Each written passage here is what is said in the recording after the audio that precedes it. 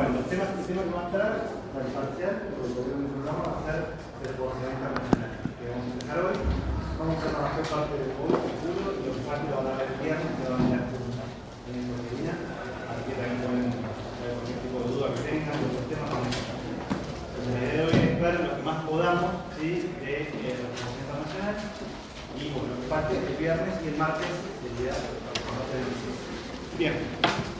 Los temas van a ser los que vimos en clase, que hasta ahora creo que vimos todos, los fallos también los que vimos en clase, están en el programa.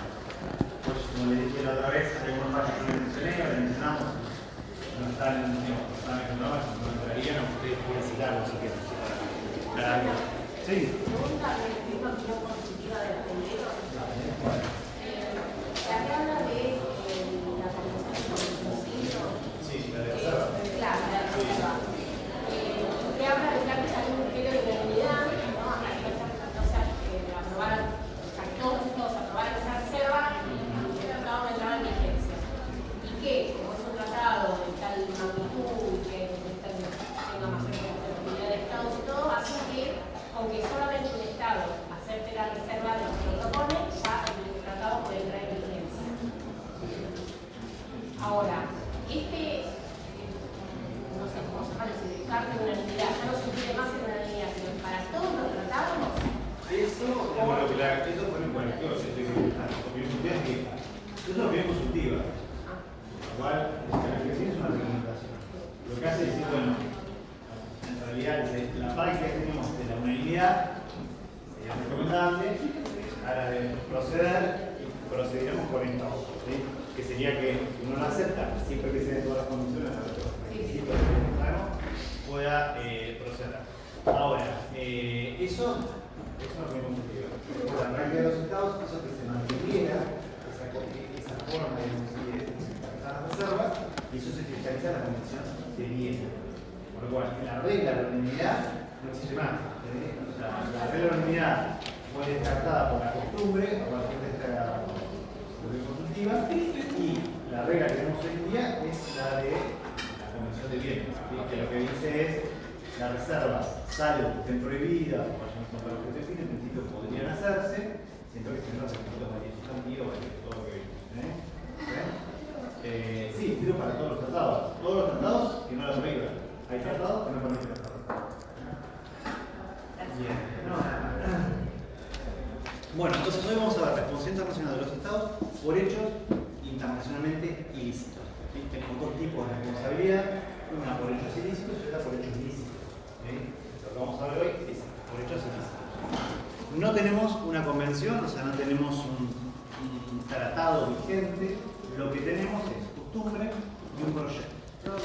Ilícito, vamos a ver. Ilícito, sí. No creo que seamos a todos ni hoy ni hoy, no sé si lo habrá. Tenemos un proyecto que es de la CDI, de la Comisión de Derecho Internacional, ¿sí? El proyecto es del año 2001, pero nunca llegó a materializarse en un convenio, con lo cual nos sirve de guía, sí, obviamente, y nos sirve de guía porque lo que hace es recoger costumbres también, pero no vamos a tener una convención. Entonces, bueno, pueden bajarse el proyecto si quieren, ¿sí? de la página de la CDI. Y si no, creo que está en el drive, está en el libro también. Vale, todo el capítulo del libro se basa en virtud de lo que es el proyecto. Bien, ¿cómo fue históricamente esta cuestión de la idea de recopilar y codificar todo lo que tiene que ver con esta materia? Bueno, esto surge ya a partir de lo que es la Sociedad de Naciones, ¿se acuerdan? Ahí había una conferencia en el año 1930 en La Haya sobre esta cuestión, pero no se llega a materializar ningún convenio. Y después, como se crea la CDI, la Comisión de Derecho Internacional, vamos a tener distintas comisiones, que quiere decir grupos de trabajo que van a tratar este tema y otros temas relacionados. ¿Sí? Entonces ya entre el 56, ¿sí? y el 61, lo que se va a tratar principalmente va a ser la cuestión de la responsabilidad de los estados por daños causados a extranjeros. ¿Sí? Eso fue lo primero que se empieza a tratar. Después, del 63 al 2001, la responsabilidad del Estado por hechos internacionalmente ilícitos, ese es el proyecto que vamos a ver hoy. ¿Sí? A partir del 2001 en adelante se empieza a tratar la cuestión de los actos no prohibidos, o sea, actos lícitos. ¿sí? Está la responsabilidad objetiva. Y vamos a tener algunos proyectos sobre eso. ¿Sí? Vamos a tener en el 2001 un proyecto, ¿sí?, que se titula un artículo sobre la prevención del daño transfronterizo que resulte de actividades peligrosas, pero que no están prohibidas. ¿Sí? Después, en 2006, aparece también un proyecto sobre principios de responsabilidad internacional en caso de pérdida causada por un daño transfronterizo resultante de actividades peligrosas. También, ¿sí?, responsabilidad objetiva. Y el último tiene que ver con la responsabilidad internacional de las organizaciones internacionales. ¿Sí? ¿Cuál es? O sea, de organizaciones internacionales solamente, pero después en el libro yo voy a hablar acerca de la responsabilidad internacional de otros sujetos que no sean Estados. ¿Sí? Hoy nos vamos a dedicar a este proyecto del 2001 que trata sobre hechos ilícitos y responsabilidad de los Estados. ¿Sí? Bien. ¿Qué es lo que vamos a tener respecto del proyecto? ¿Cómo va a estar estructurado? El proyecto lo que va a hacer es establecer toda una primera parte acerca de cuándo estamos frente a la responsabilidad internacional de los Estados, o sea, cómo tiene que ser el hecho, cuál es el elemento material, cuál es el elemento subjetivo, o sea, los factores de distribución, y se va a detener mucho en los factores de distribución. Cada uno de ellos, cómo yo le puedo imputar al Estado un hecho internacionalmente ilícito. ¿Sí? ¿Quiénes son los sujetos que lo pueden comprometer? Y esto se va a basar en práctica. No lo dice acá el proyecto, usted va en el libro recoge los comentarios. Y los comentarios, cuando se trabaja con este proyecto, tienen que ver con casos que sucedieron en la realidad. Después de eso, lo que va a tratar son situaciones en las cuales un Estado puede verse beneficiado en el sentido de excluir su responsabilidad, por ejemplo, en los casos de legítima defensa, peligro extremo, ¿sí?, fuerza mayor, estado de necesidad, etc. Casos que van a hacer que, si bien objetivamente el hecho constituiría un hecho internacionalmente ilícito, hay una causa de exclusión de la responsabilidad. Luego va a tratar la cuestión de las consecuencias de un hecho internacionalmente ilícito, cómo yo hago valer este hecho respecto a otros estados y las formas por medio de las cuales yo voy a poder reparar este hecho internacionalmente ilícito. De qué manera voy a poder hacer que mi conducta tenga una reparación para el estado de excepción. ¿Okay? Después, en el cronograma van a ver algunos casos jurisprudenciales que tienen que ver con responsabilidad internacional de los estados. Aparece la cuestión de la construcción del muro, es interesante, porque vemos algo si quieren de eso. 2004, el caso de Nicaragua, que ya lo teníamos, aparece el de Yugoslavia y otro no,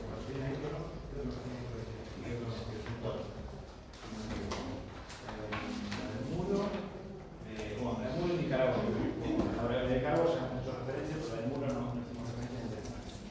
Bueno, empecemos a ver la cuestión del proyecto. Voy a tratar de ir yendo en lo que sea, digamos, interesante para nosotros con el proyecto, ¿sí? Para ver qué es lo que está pensando. Bien.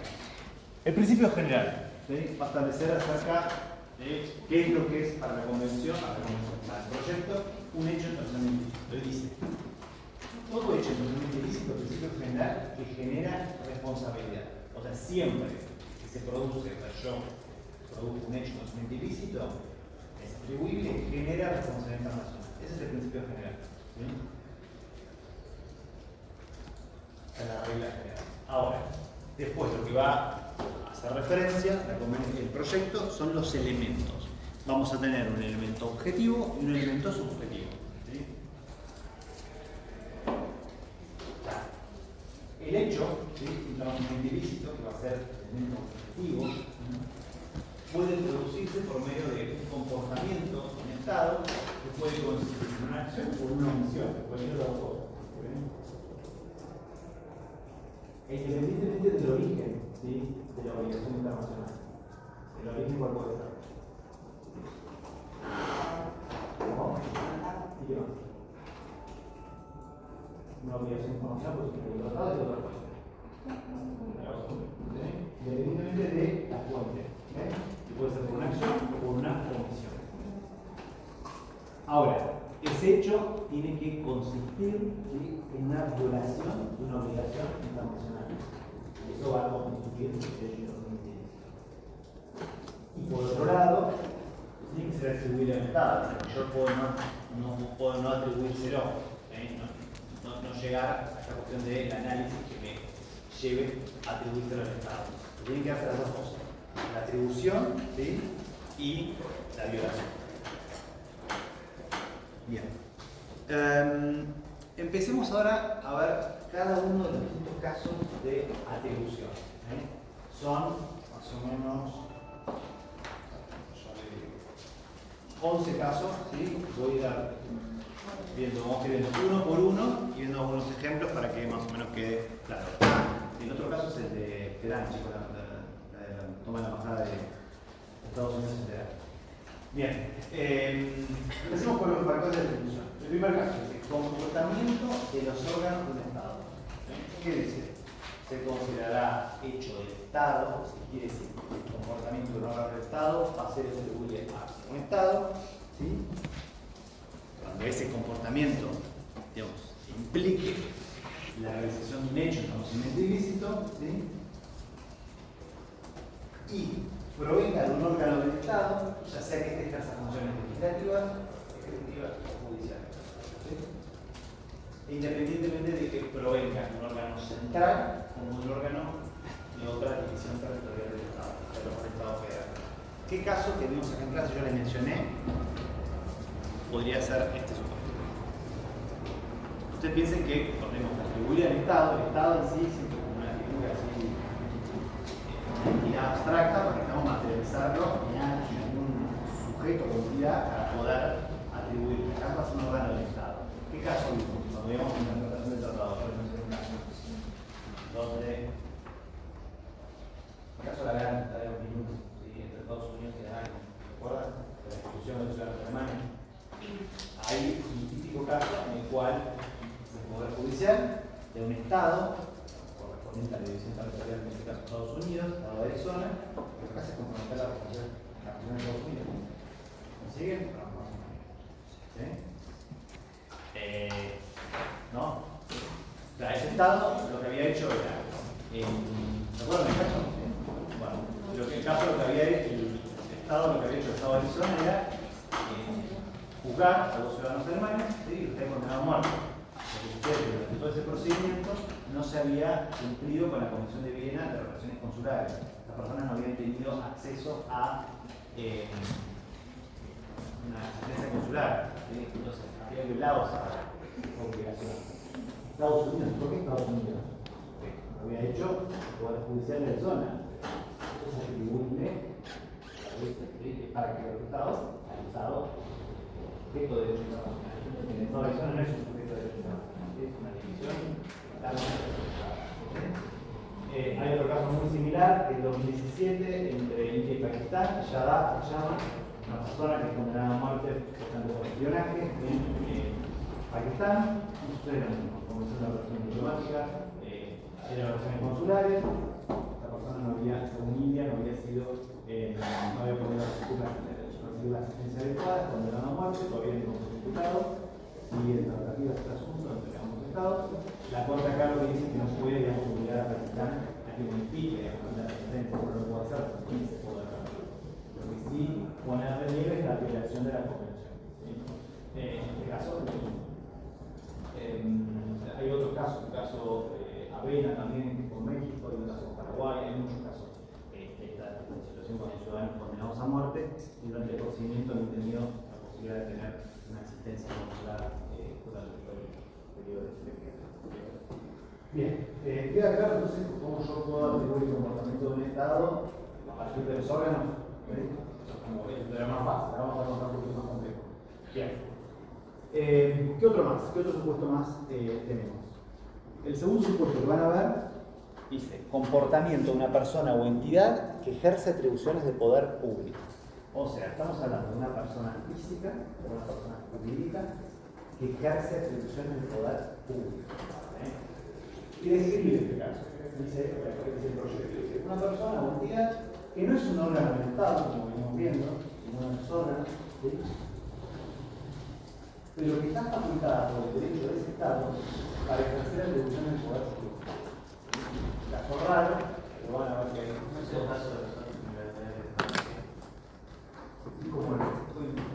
¿Cómo se haría eso? ¿No se había probado que las declaraciones de ciertos funcionarios Bueno, se si son consideran funcionarios, pero ahí por el ejecutivo. ¿Cómo? Ahí tiene por ejecutivo.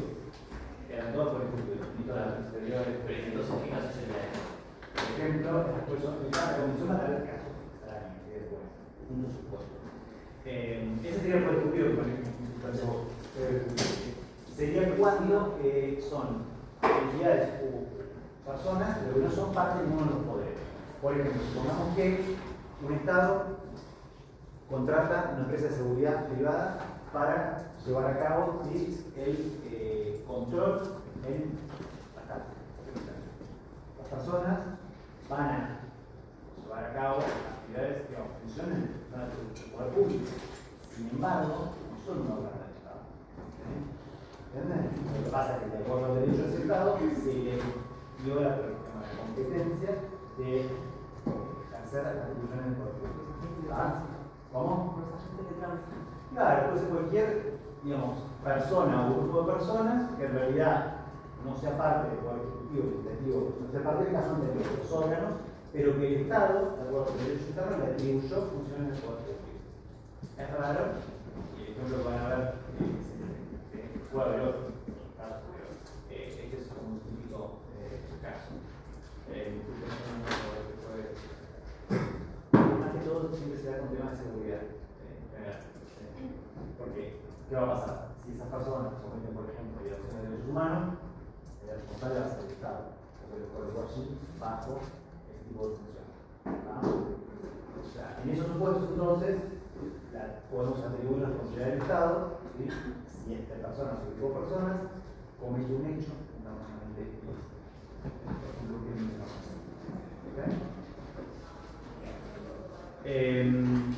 Por ejemplo, también puede ser si estas empresas que se contratan de seguridad privada, que se han escuchado hay muchas, Blackboard, pero hay varias como que son, ahí también podría haber compromiso de responsabilidad del Estado. Yo no tengo, digamos, igual eso ya en teoría es como más. Muchas veces se da fuera del territorio, con lo cual es más complejo, pero acá sí hay un caso más. ¿Sí? ¿La policía? Sí, la policía en realidad es parte de lo que es todo lo que es la parte administrativa, el radio y todo ejecutivo, digamos, amplio, parte de un órgano del Estado. Estos son personas privadas, acá se supone. Bien. Pasemos a otro supuesto, ¿sí? Es un poquito más raro también. Es el comportamiento de un órgano, ¿sí? De un Estado puesto a disposición por otro Estado. Lo leo y vamos a ver cómo lo usamos. Un órgano de un Estado que puesto a disposición de otro Estado, cuando ese órgano actúe en ejercicio de funciones del poder público, del Estado cuya disposición se encuentra. El caso típico que se va a dar es un caso arbitral que se llama Chekhov, que es de una sentencia de un laudo rector de 1932, en donde lo que sucede es lo siguiente: muchas veces van a ver que cuando los Estados no tienen, digamos, embajadas, puede ser que tengan que utilizar la embajada de otro Estado para llevar a cabo sus actividades en ese país. Otro Estado, en este caso era un funcionario, ¿sí? Francés, británico, que en Irán, en ese momento no era Irán, era Persia, llevaba a cabo actividades diplomáticas del Reino Unido en Irán, ¿sí? Pero un funcionario de otra nacionalidad, ¿sí? Miembro diplomático de otra nacionalidad. No va a comprometer la nacionalidad de su Estado porque va a estar puesto a disposición de otro Estado, ¿sí? Entonces, como que acá tenemos en la embajada brasilera, ¿sí? Un funcionario de esa embajada lleva a cabo actividades, ¿sí? Para representación de Paraguay. Paraguay no tiene embajada acá. Entonces, todas las actividades que lleven representando a Paraguay van a comprometer a Paraguay, porque lo que se hizo fue poner ese órgano a disposición de otro Estado, ¿sí? Entonces, en la medida que yo actúe para ese otro Estado, compromete la responsabilidad de ese Estado, no del Estado de su nacionalidad, ¿sí? ¿Entienden? Es raro, pero podría llegar a pasar. Supongamos que pierda algún papel de esa persona, ¿sí? Actuando para Paraguay. Bueno, el responsable no va a ser la ACI, ¿sí? Va a ser, el funcionario va a responder a Paraguay. ¿Okay? Es un órgano de un Estado puesto a disposición de otro Estado. En la medida que está puesto a disposición de otro Estado, compromete la responsabilidad de ese Estado, no la de. Es raro, por medio de laboratorio, pero podría llegar a darse. Y si se da, la convención entonces trae una solución, que es lo que se ha dado en la práctica, en este caso no encuentra una laboratorio. El otro caso más sencillo, cuando se da, por ejemplo, esta limitación, ¿sí? En la competencia o una contravención en las instrucciones que se dio a una persona. Lo que se dice es que la regla va a ser, aunque exceda su competencia o contravenga sus instrucciones, compromete al Estado igualmente. Y eso se conoce como responsabilidad honoraria. El Estado no puede decir, un funcionario en realidad no tenía funciones para tal o cual cuestión, entonces yo ya no es una causa de exclusión de responsabilidad. En todo caso, yo tendré que arreglar el interno, que es lo que cómo puedo sancionar esa situación. ¿Y esto por qué? Se puede empezar un discurso para el Estado. El Estado tiene un funcionario que tiene ciertas instrucciones y se está eliminando. Bueno, el problema es que para el derecho internacional necesitamos seguridad. Si un Estado puede ampararse en esta situación para no cumplir una obligación internacional, los Estados constantemente van a decir, no, pero en realidad de acuerdo a mi derecho interno, o sea, este funcionario tenía tales instrucciones y bueno, no las cumplió. Bueno, controla a su funcionario. O sea, el derecho internacional, los demás Estados, supongamos una determinada situación actual de buena fe, no se puede estar enterado que ese funcionario está limitado a sus atribuciones, tiene por ejemplo una negociación o lo que sea. Bien, o sea, la responsabilidad compromete de todas maneras al Estado, cuyo órgano y o persona está actuando en su nombre. No es una cosa de inclusión. ¿Qué otro caso tenemos? Comportamiento bajo la dirección o control del Estado. Interesante. Una persona o un grupo de personas. Fíjense que estamos hablando de personas físicas. Una persona o un grupo de personas, ¿sí? Que actúa de hecho por instrucciones, ¿sí? O bajo la dirección o el control de un Estado cuando me observa ese comportamiento. O sea, yo tengo que poder atribuirle a un Estado el actuar o el accionar de un grupo de personas. ¿Cómo lo voy a hacer en este caso? Dice, si hay un control de ese Estado por parte de esas personas en su accionar. ¿Logró hacerlo? ¿Logró probar esto Nicaragua en el caso de Estados Unidos respecto a los contras? ¿Se acuerdan? No. ¿Por qué? ¿Qué dice la forma? Es responsable por un montón de aspectos de decisiones, pero dice, no se puede, digamos, probar en todos los casos con un control. ¿Qué es lo que dice? Control efectivo. Ese es la característica de este caso. Cada corte habla de un control efectivo. ¿Y se trata de qué? Se trata de un control respecto de un Estado, respecto de un grupo de personas, y lo que yo quiero probar es la responsabilidad estatal. Ahora, en otro caso, que lo resolvió el Tribunal Penal Internacional para el Yugoslavia, que es el caso Tadic, el primer caso que resuelve, acá bastó ese un control general de esta persona Tadic respecto de los actos que se cometían para poder imputarle a él responsabilidad penal internacional, o sea, un individuo, los actos que incluían crímenes, ¿sí? De humanidad, etc. Se habla de un control general. Pero en el caso de Nicaragua se habla de un control efectivo. ¿Siguen? ¿Estamos?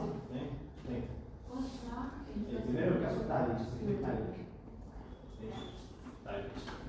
Pero una pregunta, en el caso de los contras de Estados Unidos, ¿no mandaban a su propio ejército a entrenar a sus contras? Sí. También entiendo que se debatió en el Congreso de Estados Unidos. Sí, como que digamos, se prueba responsabilidad internacional de Estados Unidos en ese caso sobre un montón de aspectos. Lo que pasa es que la Corte lo que dice es, yo no puedo probar que Estados Unidos controlara todos y cada uno de los actos de los contras de manera efectiva para poder atribuirle los hechos que habían hecho los contras al Estado. Es como muy estricto acá, ¿sí? La Corte es muy estricta en cuanto a lo que es el análisis de atribución, digamos, del comportamiento de una persona a un Estado.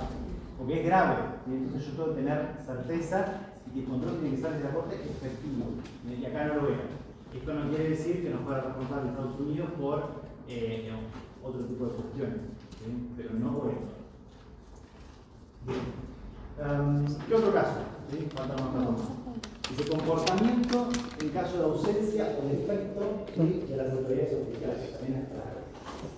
Muy interesante. Se va a considerar hecho de un Estado, o sea, yo voy a poder atribuir a un Estado el hecho de persona física, ¿sí? Cuando una persona o grupo de personas ejerza de hecho atribuciones de poder público en ausencia o en defecto del Estado, de las autoridades oficiales, y en circunstancias tales que requieran que el Estado estuviera allí presente. Entonces, es una situación en la cual el Estado quiere estar y no está, y hay personas que de hecho ejercen atribuciones de poder público. Entonces, en esos casos, yo le puedo dar una autoridad.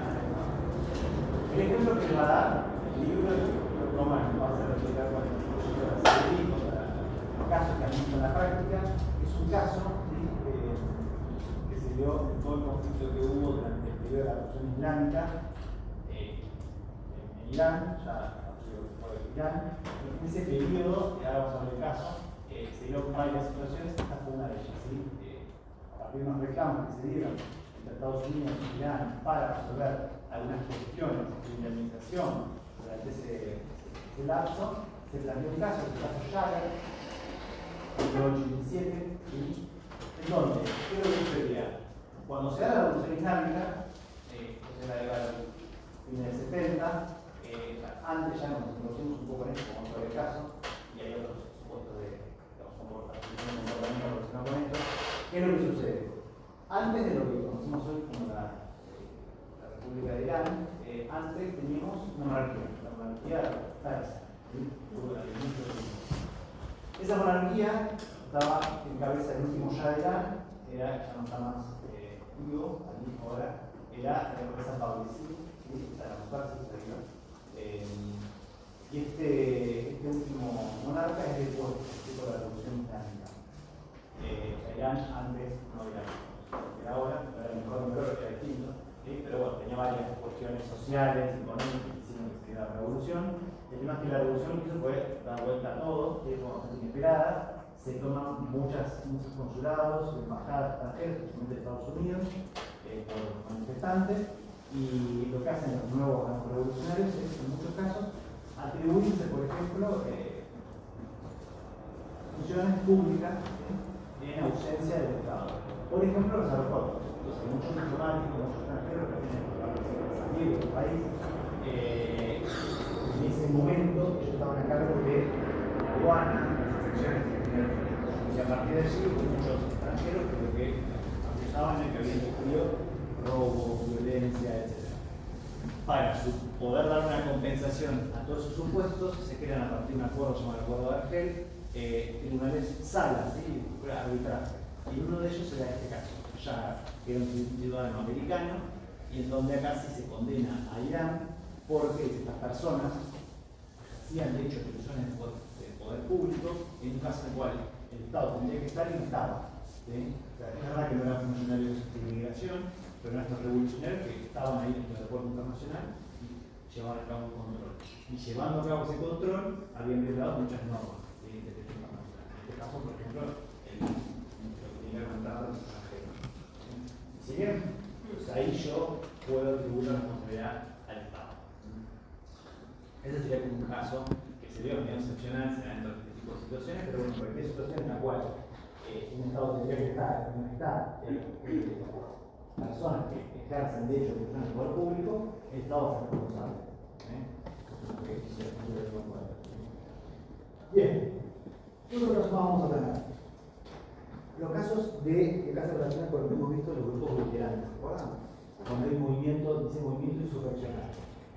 Comportamiento de un movimiento insurreccional o de otra índole. Tenemos varios supuestos, dos supuestos. El primer caso sería cuando ese comportamiento de un movimiento insurreccional se convierte en el gobierno del nuevo Estado. Supongamos que en ese caso la revolución islámica. Vence, se convierte en el gobierno de un nuevo Estado, lo que tenemos hasta ahora. Bueno, los actos de ese movimiento insurreccional van a pasar a ser responsabilidad de ese nuevo Estado. ¿Sí? ¿Sí? Sí. O sea, el Estado es el mismo, es el nuevo gobierno. El Estado nunca cambió, siempre fue Irán, pero cambió por su forma de gobierno. ¿Sí? Entonces, todo lo que ese movimiento insurreccional llevó a cabo, toma de diplomática, trato de expresiones de tratados extranjeros, violación de derechos de propiedad, etcétera, en Irán, ese movimiento insurreccional forma un nuevo gobierno. Bueno, lo que hace es, todos esos actos se le atribuye la responsabilidad al Estado. Porque llegó a formar un nuevo gobierno. Ahora, supongamos que este movimiento insurreccional logre formar un nuevo Estado, en todo o parte del territorio de un Estado anterior. Bueno, en ese caso, la responsabilidad va a ser ese nuevo Estado que surja. Y supongamos que en parte del territorio de Irán solamente hubiera triunfado la revolución islámica, bueno, se forma un nuevo Estado, la atribución de la responsabilidad va a estar dada para que comience un nuevo Estado que se forma a partir de ese movimiento insurreccional. ¿Estamos? Bien. Sí.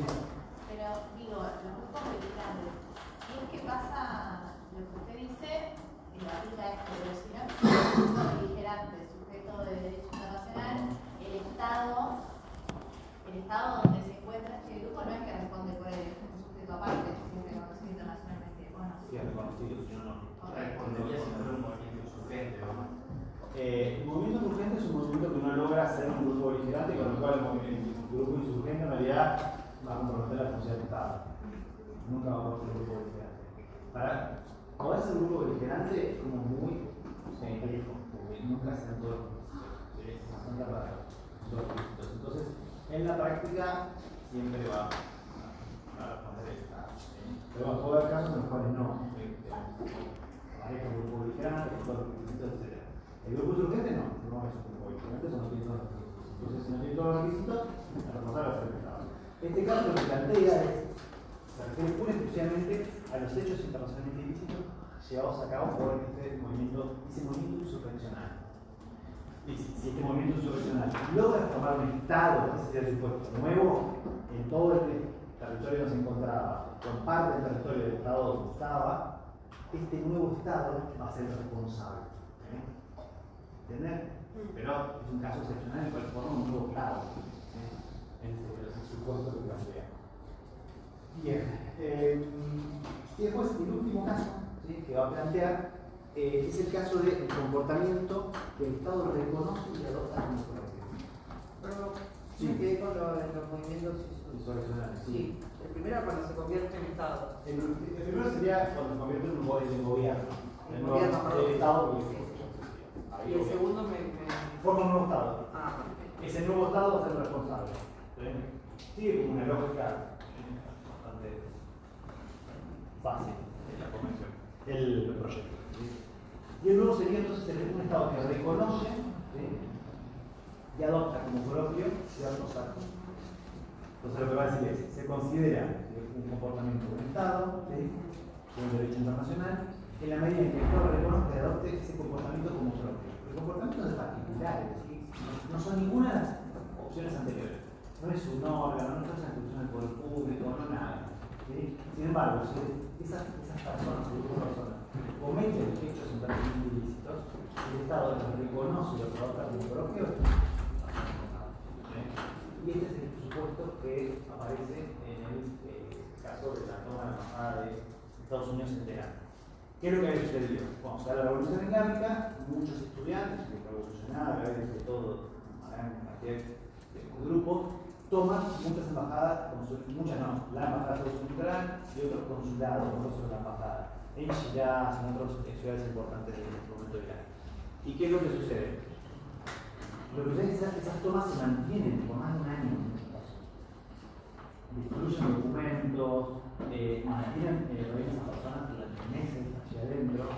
Y el gobierno, este nuevo gobierno, ¿sí?, que todavía no se había constituido, pero estaba ya gobernando efectivamente, porque ya pasa por distintos lugares. Se refugia en el problema fue este.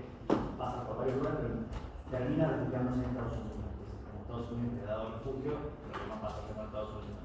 Después muere, ya termina volviendo y hoy en día está trabajando. El último rey, más linda la tumba de, para el antiguamente la tumba de Jack, que pero bueno. Era largo, exacto. Sí, la película largo tiene que ver con esto, con la toma de la embajada de. Sí, hubo varios intentos de Estados Unidos de rescatar a los ciudadanos que estaban allí. Bueno, lo conté con que acceder. Entonces, bueno, se trata de eso. ¿Qué es lo que sucede entonces? Estados Unidos lo que hace es reclamar ante la Corte Internacional. ¿Por qué reclama? Porque según hay una violación de la Convención de Viena sobre las relaciones consulares. Están violando los lugares de los sitios diplomáticos. Entonces, lo que hace la Corte es analizar estas cuestiones. Si estos actos de los particulares pueden ser atribuidos a Irán. Y lo que plantea es, hay una ausencia del Estado, en un caso no tendría que estar, ¿sí? Son personas comunes y corrientes, en principio no comprometen la responsabilidad del Estado, salvo que esos hechos constituyan un hecho internacionalmente ilícito de forma objetiva, pero que constituían durante un año tomar una embajada, es gravísimo. No solo eso, sino que en muchas declaraciones públicas, en ese momento de la Ayatollah Khomeini, había instado, ¿sí?, a los estudiantes a que tomaran las embajadas, y de esa manera lo que dice la Corte es estar reconociendo, ¿sí?, y adoptando como propio esos actos. ¿Sí? Es un caso típico en el cual se compromete la responsabilidad del Estado por los actos de particulares. ¿Ah? Ese fue un caso típico. Irán no participa casi desde el proceso, como el caso de Nicaragua. Pero bueno, de todas maneras la Corte termina condenándolo porque a partir de allí, de hecho, se crean los tribunales arbitrales para poder dar una solución, una compensación económica a todos los casos que hubo de lo que sucedió en esta revolución, que muchas diplomáticas se iban, entonces las casas donde estaban, residencias, terminan siendo objeto de robo, lo mismo cuando se iban del país, en ese momento de control aduanero no había autoridades, estaban revolucionarios, también se han llevado a cabo algunos actos que iban en contra de las convenciones internacionales que protegen no solo a las personas que acuden extranjeros, sino también diplomáticos. Bien, ese es el último supuesto y se relaciona con la cuestión de la atribución a ciertas personas. ¿Sí? Bueno, como ven, los casos de atribución son muchos, pero todos tienen ejemplos. Estará aprendiendo de la convención, la música que van estudiando, y vayan viendo los ejemplos como para importante tener en cuenta que va a partir de la convención de casos clásicos, donde es un órgano del Estado, pero más sencillo, de casos mucho más complejos, que tienen que ver con personas físicas, que pueden comprometer la funcionalidad, pero bajo ciertos casos, ciertos requisitos. En algunos tiene que ver con la ausencia del Estado, en casos donde tendría que estar y no estar, en otros en supuestos en donde reconoce o adopta con propios ciertos actos, otros cuando los inviste de atribuciones por el público, y otras atribuciones no lo tendrían, así va, digamos, enumerando los distintos casos que pueden ser de movimientos autoritarios. ¿Okay? Bien, después ya estamos con el tema de la jurisprudencia, veamos el caso del muro, si quieren. Sí, le paso una consulta. Sí, estamos por ahí. Los movimientos, ¿cómo le digo? Insurreccionales, sí. Eso. Sí. Cuando forman un nuevo Estado, Sí. ¿tienen que ser reconocidos por otro Estado para poder formarlo o no se requiere de ese consentimiento, digamos, ese reconocimiento para mantener relaciones internacionales? Y sí, yo no lo reconozco, no voy a poder. Ustedes piensen que todavía no vimos reconocimiento de Estados y gobierno, pero una de las consecuencias del reconocimiento, en este caso no es del Estado ni un gobierno, pero va a ser por un movimiento, va a ser que eso le va a permitir tener arbitratos, generaciones, en tanto no sea reconocido, no va a poder ser, no va a poder pasar. Esa es la realidad. El conjunto es necesario, ¿sí? Va a ser un requisito. Los gobiernos y estados, obviamente, para poder mantener relaciones exteriores. Si no, no pueden hacerlo. Por eso es que muchas veces pasa esta cuestión de cuando estos sujetos de derecho, digamos, sus sujetos, ¿no? O entidades que, como la República Turca del Norte de Chipre y otros, que les falta uno de los requisitos, si los estados no lo reconocen, y bueno, si no lo reconocen, no va a poder nombrar. Si Argentina no lo reconoce, no pueden nombrar otra persona de requisitos. Y así, y no va a poder ser admitido en una conferencia. Lo más determinante para el grupo de beligerantes es el reconocimiento del Estado en el cual está, el territorio que controla ese Estado. ¿Por qué? Porque eso va a hacer que la relación con ese Estado implique que no va a estar comprometida su responsabilidad. Eso es lo más determinante, lo más importante. El Estado lo reconoce. Lo cual ya me gusta la complejidad que tiene porque yo reconozco a un Estado como beligerante con todo lo que eso implica, ya como que estoy reconociendo internacionalmente que soy un Estado débil, que parte de tener control, etc. Y aparte le estoy dando a ese grupo beligerante un lugar de relevancia, obviamente. Entonces se trata de evitar eso. Y es raro que el Estado públicamente reconozca. Por lo general luego no tiene un gris. Es como hacer algo como tácito, si es que no quiere, digamos, comprometerse y permitirle que, por ejemplo, entre, no sé, negociaciones para la paz o lo que fuere, o no va a decir nada. Sí, el manual decía que el reconocimiento tiene un alto costo político. Claro, por eso, sí, el reconocimiento como que tiene ese costo. Yo estoy reconociendo, ¿sí? Que hay parte del territorio que yo controlo, digamos, es un grupo armado que quizás tiene más poder que un propio ejército, porque obviamente es un peligro. Bueno, ya que estamos con el tema de casos, antes de seguir un poquito con lo que tenemos en la convención. Sí, vamos para. Lo que hablaron recién, yo había entendido que solamente opera el tema del reconocimiento y la subjetividad para los grupos beligerantes. Para los otros movimientos también. Para lo que es un grupo insurgente, no. Un grupo beligerante tiene que tener qué requisitos. Porque el control del territorio, ¿sí? Un mando central, ¿sí? Tiene que estar armado militarmente, ¿sí? Y tiene que ser reconocido. Esos son los requisitos. Si no me falta algo de eso, puede ser que no controle el territorio. Bueno, ahí ya está listo. En este caso no va a ser un grupo beligerante, va a ser un grupo insurgente. ¿Sí? Van a ver, cuando estuvimos fin de cuatrimestre el tema del derecho internacional humanitario, que hay un artículo común a todas las convenciones de Ginebra en donde lo que se hace es aplicar de manera supletoria para casos en los cuales no estamos frente al grupo beligerante. Porque es raro, es muy difícil que lleguemos a. ¿Sí? Tiene que ser control de. El territorio donde se encuentra. Claro, pero una parte o el total. Si tiene control del total, está complicado. No es una opción. Ya ahí tenemos. Si tiene control total, no más parece convertir en un nuevo gobierno. Esa es la realidad, que es lo que va a querer. Así que no, controlar parte del territorio. Ya, si controla todo el territorio, el Estado no controla nada. Sí. Bien, entonces, antes de ver lo que nos avanzamos un poquito con la convención, veamos el otro caso de Estado, que es interesante. El de Nicaragua ya hemos visto. Me interesaba ver la construcción del muro, el territorio que está ocupado, la comunidad ocupado. Es una opinión consultiva sobre la seguridad general. Lo que pregunta es cuáles son la convención. Ahora vemos un poco la parte fáctica, pero lo que menciona la asamblea es, le pregunta a la Corte cuáles son las consecuencias jurídicas de la construcción de un muro en territorio palestino ocupado. ¿Cómo llegamos a esto, a la construcción del muro? Bueno, yo les había mencionado un poco la parte histórica, pero volvamos un poco sobre esto, ya que tiene que ver con el tema. En todo lo que es el territorio hoy en día de Palestina e Israel, todo ese territorio antes se llamaba Palestina. ¿Sí? Durante mucho tiempo fue parte de lo que era el Imperio Otomano. Después de la Primera Guerra Mundial, el Imperio Otomano pierde y ya tenemos la República Turca con Atatürk. Ese territorio pasa a ser un mandato, ¿sí? Que lo va a administrar el Reino Unido. El Reino Unido se va a mantener en ese territorio hasta 1948. Cuando en 1948 Israel declara su independencia. ¿Sí? Previo a declarar la independencia, lo que se había tratado de hacer en 1948, ya había creado la ONU. Lo que la ONU plantea es un proyecto de partición de dos estados, un estado árabe y un estado judío.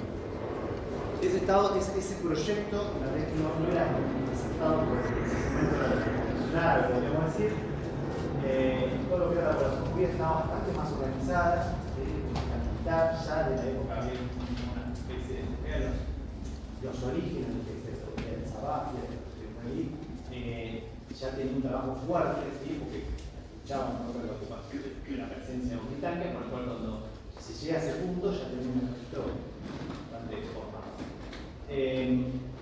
No se acepta el plan de partición, Israel declara su independencia, forma su Estado, y a partir de allí, la caja de Pandora hoy en día surge el conflicto constantemente. ¿Sí?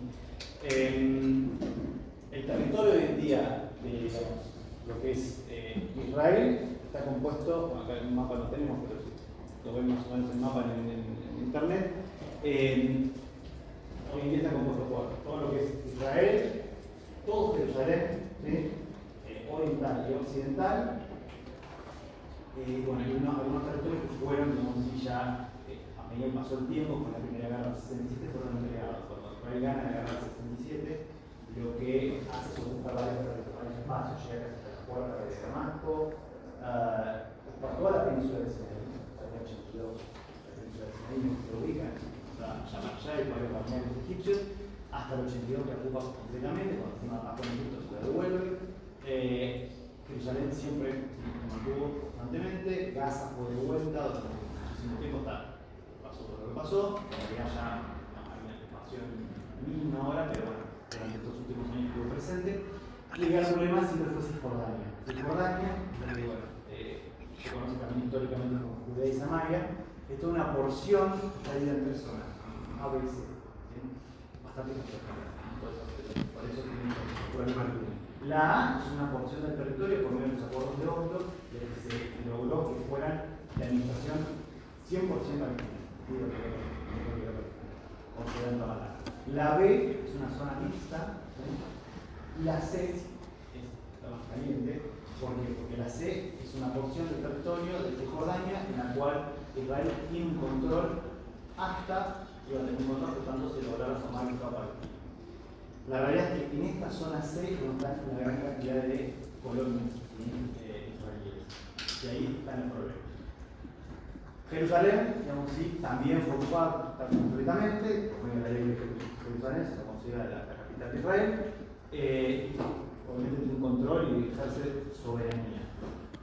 La ONU, el Consejo de Seguridad, a partir del 67, lo que hace llamar a los Estados a no reconocer la presencia israelí en sus territorios. Y también en Jerusalén. Por eso es que Jerusalén es que las embajadas no están en Jerusalén, lo que hacemos es establecer la cinta de la ley. En el último tiempo, Estados Unidos, bueno, recuerdan que fue el primer gobierno de Trump, cambió la embajada, la trasladó a Jerusalén, y hay muy pocos estados que tienen la embajada en Jerusalén.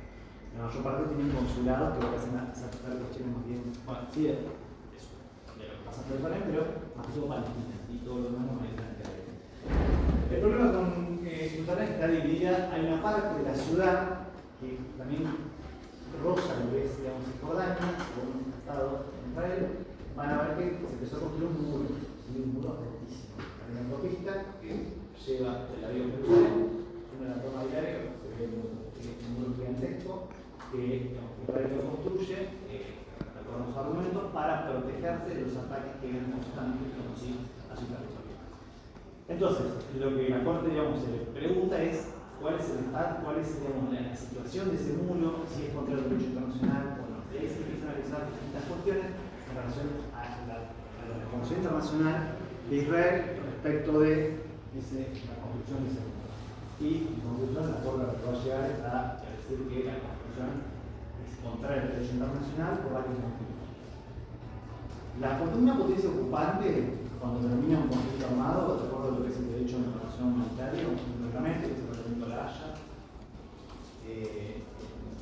principios del siglo XX, que después fue renovándose, pero a grandes rasgos lo que manifiesta es que una potencia ocupante va a tener una presencia en un territorio ocupado como consecuencia del conflicto armado, y esa presencia va a ser temporal.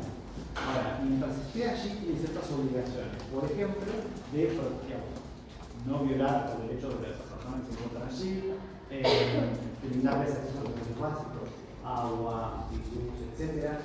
En el caso especialmente de lo que es el territorio que forma parte de Cisjordania, en parte, en porción, lo que está haciendo la presencia israelí, la Corte es va a afirmar después en las otras opiniones constitucionales de los últimos años, es retrasando o impidiendo, ¿sí?, el ejercicio del derecho de libre determinación de Y por otro lado, respecto de lo que tiene que ver con derechos humanitarios, lo que dice viola ese derecho porque está modificando, o sea, yo como potencia ocupante no puedo modificar el territorio del Estado que estoy ocupando, ¿sí? Y al modificar, a poner un muro, lo que es modificar el territorio. Con lo cual en la práctica, ¿sí?, hay un cambio, ¿sí?, en lo que tiene que ver con el trazado de las líneas territoriales de un futuro Estado palestino. Igual, bueno, para muchos estados, por Argentina lo reconocemos, pero por estados no lo reconocemos. Por otro lado, respecto de lo que es los derechos humanos, también encuentra varias violaciones de los derechos humanos con la República de Israel. ¿Por qué? Porque lo que dice es, por la construcción del muro, hay una falta de posibilidad de libre circulación. Lo que implica que el efecto de derechos humanos de los trabajadores se vean menguados. Lo mismo con el acceso a servicios básicos, agua, luz, educación. Por lo cual lo que hace es afirmar que en estas situaciones Israel ha violado varias normas de derechos humanos, no solo humanitarios, sino derechos humanos. Una opinión bastante, no metodología, pero con algunas opiniones disidentes y opiniones separadas. ¿Por qué? Porque la opinión positiva que efecto tiene. El efecto no vinculante, es una recomendación, ¿sí? Y parecería ser, por ejemplo, de acuerdo a lo que dice una de las juezas, la jueza Kings, la británica, es necesario combinar la autoridad con una opinión consultiva, lo cual no puede hacer, porque Israel no da su consentimiento a una opinión consultiva para hacerse ante la Corte Internacional, y para eso no se da el consentimiento, no va a dar cómo. ¿Para qué? Para ver ante la Corte, en un caso contencioso. Ellos su consentimiento para eso. Entonces, eso como controlar un poco. Después, esta jueza misma, lo mismo van a ver su opinión disidente, no disidente, separada. Lo que dice, bueno, la Corte en realidad no tuvo en cuenta, dice, como que todas las, yo estoy dando las dos caras, ¿sí?, de lo que pasó. Dice, no tuvo en cuenta la situación en la cual se encuentra el país Israel. ¿De cuál es? ¿Qué sucede si otro Estado se ve más allá del origen del conflicto? Se ve constantemente atacado por un vecino, cuenta en el último ¿qué va a hacer? Y lo mejor que va a hacer es construir, no es lo que mejor puede hacer. Lo que pudo hacer es construir un muro para defenderse. Lo que ve está un poco, digamos, más, no digo a favor de Israel, pero se nos siente un poco en esta situación. No es, digamos, viable que el Estado no se defienda frente a una mecanismo durante años, ¿sí?, de vecinos o un grupo, digamos, ¿sí?, de personas o de revolucionarios, como quieran llamarlo. Y acá plantea también la cuestión, dice, la desventaja en la cual se encuentra Israel dentro del adversario, no lo llama así tampoco, porque no está frente a un Estado propiamente dicho, digamos, que lleva a cabo ataques, porque no es que la autoridad palestina lo haga, sino que un grupo de personas, terroristas, lo que fuere, quiero llamarlo, o a veces son actos aislados, ¿sí? Entonces hay como una disparidad en ese sentido que obviamente provoca esta situación. Van a haber distintas opiniones, distintas cuestiones. Lo hecho es que la Corte, digamos, si determina que se violan muchas normas de derecho internacional, por lo cual no es que lo hace y no lo hace responsable, en el sentido de que está, sí, planteando y poniendo de relieve la responsabilidad de Israel, pero en definitiva no tiene un efecto vinculante, ¿sí? Por lo cual no va a haber formas de reparación respecto a eso. Es simplemente una recomendación, como que estaría recomendando al Estado no incurrir más en esas prácticas o modificar esta situación. Es una opinión interesante. La primera que se da respecto a esta cuestión, después hay otras más. Vamos a tener otra que tiene que ver con la cuestión de la presencia continua en los territorios palestinos ocupados, una de las fue la anteúltima, después otra que tiene que ver con la cuestión del trato que se le da a algunas organizaciones internacionales que se encuentran en territorios palestinos por parte de la autoridad. Bueno, después veanlas si quieren, son bastante largas, pero es interesante para ver un poco, hablar un poco de historia, bajarse un poco del asunto, porque el conflicto es el conflicto más largo que hemos tenido en la historia, y de hecho fíjense, la situación actual en la que estamos, donde Europa falta combustible, India no tiene garrafas para los niños, no tiene garrafas para cocinar, cosas básicas, y todo ese conflicto tiene existe en el conflicto árabe-israelí, pero últimamente, ¿qué es lo que desencadenó la mecha? Lo que pasó en octubre de 2003. Es un conflicto entre un grupo armado y un Estado lleva a un caos en la región, digamos así, en donde empezamos a tener distintos actores, ¿sí? El Líbano, Irán, etc. Es como bastante interesante de analizar para ver el origen del conflicto y que la solución es bastante compleja, ¿sí?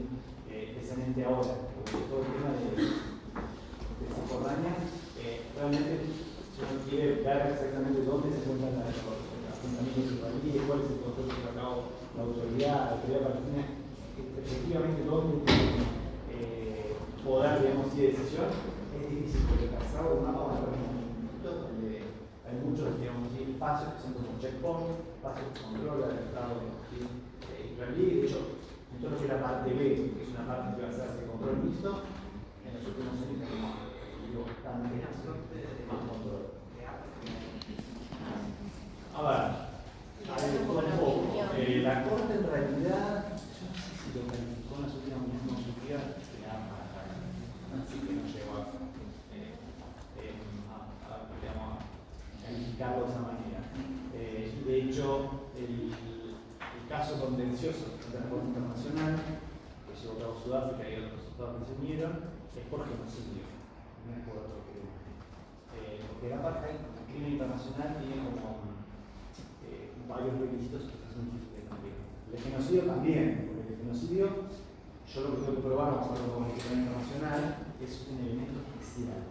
Crímenes de guerra más fácil, otros más sencillos, pero el genocidio, lo que pasa es que no lo podía llevar por cuenta. El único caso en el cual trae la ley de su consentimiento es que la Corte no da la confesión de genocidio, porque la confesión se da, porque sí que se queda todo el país, salimos de la Shoah. Yo creo que nunca hubiera imaginado en la historia que iba a haber una situación en ese momento. Si no, jamás hubiera dado eso. En ese momento no hizo una reserva, que la reserva recuerda que cada política tenía. Yo ahora siendo un asesor del rey diría no hubiera sido para que la competencia de la Corte no sea obligatoria para las personas. Yo hubiera preguntado eso sobre el asesor del rey. En ese momento hizo una reserva, y ya las reservas pueden ser tardías, no pueden hacerse, excepto, dice la guía de reservas, que todos tienen su consentimiento, pero eso es una práctica, no está en la convención. O sea, en el caso el genocidio, yo tengo que probar, es elemento subjetivo. O sea, los actos que implican comisión de genocidio, por ejemplo, eliminación, digamos, de personas de una determinada raza, etc., yo tengo que hacerlos con ese objetivo. Se puede dar en la práctica, supongamos, por un ataque, por determinados actos de un Estado, que se produzca, como si la eliminación de personas de determinados grupos sociales. Ahora, si yo no tuve específicamente el objetivo ese, tiene que haber una política del Estado que sea como un plan que usted recuerda en la Segunda Guerra Mundial, con la Alemania nazi, en el objetivo sea eliminar ese grupo. Eso es lo complejo de una Corte, pero la parte que acusa Israel tiene lo complejo probar eso. Ustedes ven la parte de las construcciones de la defensa oral, de Israel, etc.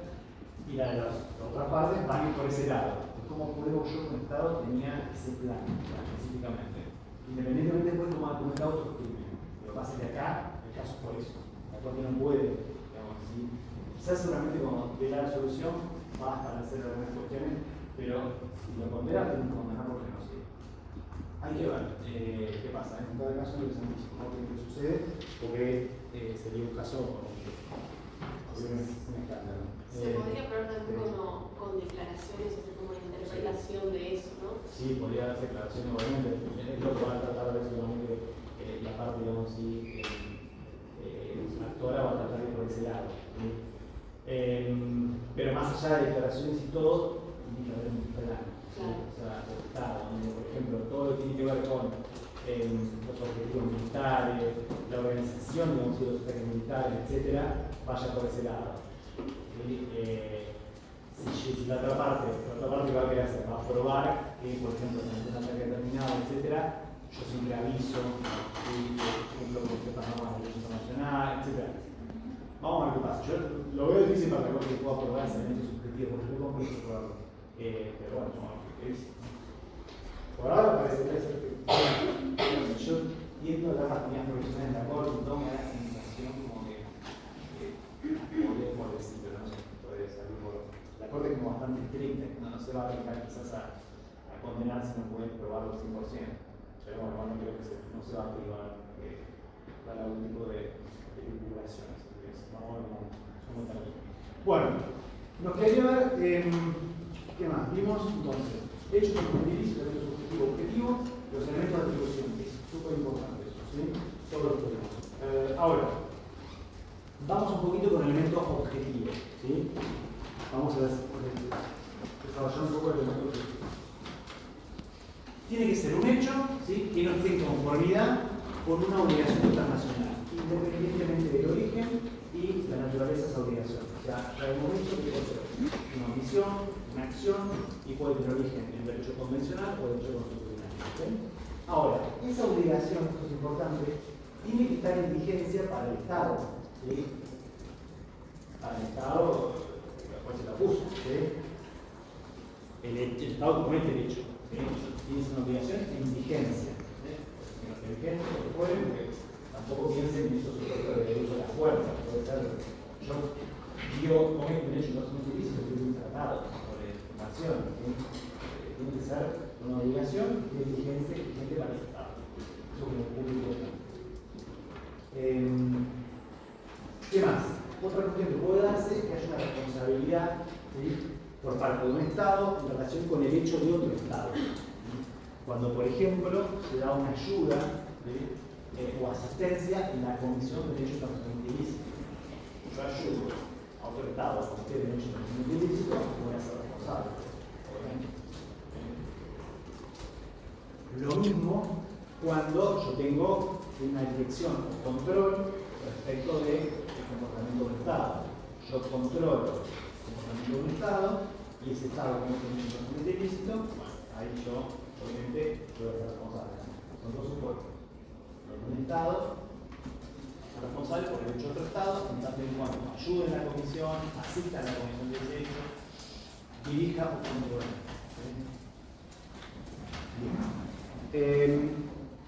Analicemos un poquito la cuestión de las causales que van a contribuir, ¿sí?, la responsabilidad.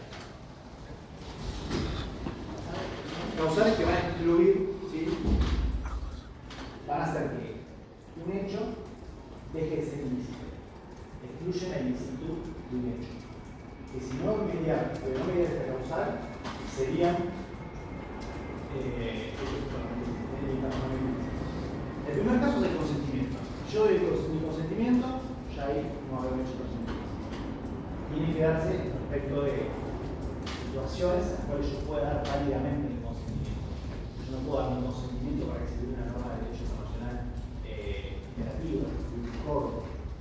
¿Qué caso podría ser? Por ejemplo, que un parte de un ejército, ¿sí?, o tropas de un ejército, estén en el territorio de otro Estado, solo puede darse por medio del consentimiento, porque si no se estaría violando el interior territorial del Estado. Entonces, yo tengo una base militar de otro Estado, doy mi consentimiento para que eso se dé, eso viola, excluye la ilicitud de la presencia de ese Estado en ese espacio territorial. ¿Sí? Legítima defensa. Hoy no lo vamos a ver, lo vamos a ver durante la segunda parte del cuatrimestre. Artículo 50, lo va a hacer remitiendo al artículo 51 de la Carta de Naciones Unidas. ¿Sí? Una medida lícita de legítima defensa excluye la ilicitud. ¿Sí? Como para el proceso, el armado, el Estado, etc. Para demostrar que de exclusión de ilicitud. Contramedidas frente a un hecho internacionalmente ilícito. Hay casos en los cuales yo puedo llevar a cabo contramedidas.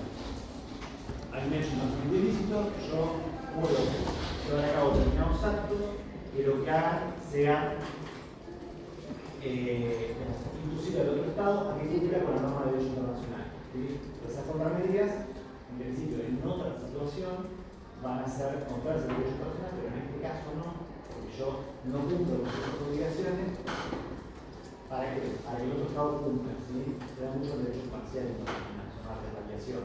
Por ejemplo, yo tengo un tratado de comercio, por parte de la OMC, un Estado que no cumple con determinadas normas que tienen que ver con el delito de discriminación, el otro Estado puede aplicar lo mismo. Por ejemplo, restringir el comercio en determinado ámbito, viola si el tratado que los une, pero ¿por qué lo hago? Puedo inducir al otro Estado cumplidor para que este es el caso de contramedidas. Después vamos a ver un poco más particular la clase de contramedidas. Ahora sepan que es una causa. Fuerza mayor. Fuerza mayor es que incluye los dos casos. Si doy caso cortito, fuerza mayor. Es una fuerza imprescindible, un acontecimiento imprevisto, que es imposible que yo cumpla con determinada obligación. Ahora, el requisito es que esa fuerza mayor o caso cortito no sea producto de dimensional. Yo no me haya puesto en una situación donde se produzca esto. Que no haya subido el riesgo de que eso suceda. Por ejemplo, con un buque de guerra, supongamos que ingresa en aguas interiores del Estado para escapar de la tormenta. Yo estoy violando el espacio de guerra de ese Estado, no puede utilizar su buque de guerra. Hay una fuerza irresistible, ¿sí?, que me está a evitar un mal mayor, lo que hago es ingresar en una excepcional, ¿sí?, y tener el mismo caso. Eso es una fuerza mayor. El otro supuesto se llama peligro extremo, ¿sí?, o détresse, se llama en francés también, peligro extremo. Es similar, pero acá la situación es que yo violo una norma de derecho internacional, pero con el objetivo de salvar mi vida o la vida de personas que tengo a cargo. ¿Sí? Por ejemplo, una aeronave que es para salvar la vida de un pasajero que está en una situación extrema, le agarró algo de salud, aterriza aproximadamente con un estado sin que eso ocurra. Ese es el caso peligro.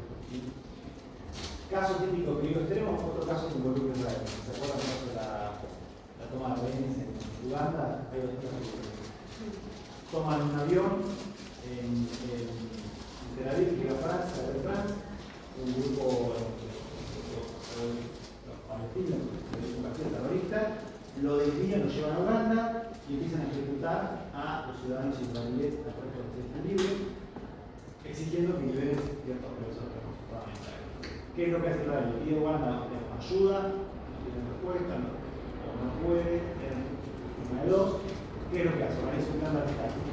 Ingresa en un comando especial en una operación que dura minutos, 9 minutos, ingresa al aeropuerto de Entebbe, mata a todos los terroristas y libera a la. En ese caso es un caso de peligro extremo. Yo estoy salvando personas que están a mi cargo, ¿sí?, en una determinada situación. En otro momento, eso sería una violación del espacio territorial en el territorio de Uganda. Pero ante la inacción del Estado por incapacidad o por decisión de que fuere, yo quiero salvar a personas que están a mi cargo, y el derecho internacional considera que eso es fácil. ¿Sí? En esa operación muere el hermano del actual, bien, ese es el caso del peligro extremo. Hay otras situaciones, pero esos dos segundos que son más comunes, y es un caso que pueden darse como peligro. El otro caso es el estado de necesidad. ¿Sí? El estado de necesidad, ¿sí?, en principio no puede invocarse. ¿Sí? Es como el cambio, ¿se acuerdan de extraordinarios circunstancias? En el caso de la Comisión de Viena, lo mismo. En principio no procedería el estado de necesidad como causa de exclusión de licitud, salvo que yo quiero una norma de derecho internacional porque es el único modo para salvar un interés esencial mío, ¿sí?, respecto a un mal grave e inminente. ¿Sí? ¿Cuál puede ser? Por ejemplo, cuando fue la pandemia cerraron las fronteras. Hay un estado de necesidad. Yo quiero salvar un interés esencial, que es la salud pública de mi población. Entonces lo que hago es cerrar las fronteras, con eso puedo violar tratados internacionales que, por ejemplo, tienen que ver con la libre circulación de personas. ¿Sí? Es el tipo de caso. En principio no procede el estado de necesidad, salvo que se dé una de estas situaciones.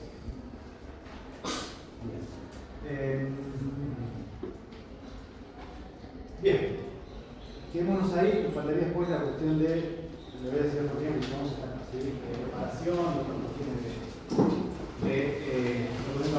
traigan dudas, ¿sí?, para el viernes y van a seguir haciendo esa cuestión de la responsabilidad. Yo lo veo en martes, chicos, ¿sí? Así que estudien para parcial, tengan preparados. Sí.